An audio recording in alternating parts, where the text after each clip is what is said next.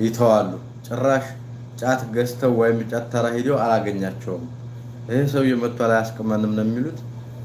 ማስኪታው ምናምን የሚቆረጠም ነገር በቃ አፍ ላይ የሚልጎጠጎጥ ነገር ይዘው ነው የሚውሉት። እንኳን እኔ ልቅም ማለት ነው ጓደኞች አልወድም።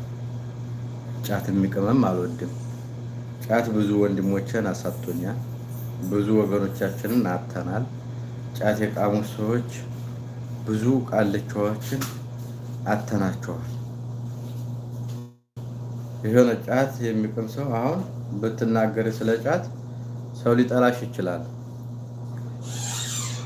ጉብዝና አይደለም። ራስሽን የምትጥልበትን ነገር እና ራስሽን የምታኖርበትን ነገር ሰውየው አቅል ካለው በወንድም በጎረቤት በሌላ ሰው በጣም ጥሩ ህይወት የነበረው በጣም ደስተኛ የነበረ ጫቅሞ የሆነ ነገር ሲሆን ታያለሽ። ይሄ ጫት በማንም ቤት ገብቷል። በተለይ በአሁን ሰዓት ማለት ነው። በአሁን ባለበት ሰዓት ወሬ ያበዛሁባችሁ እንጂ ወላሂ ነው የምላችሁ።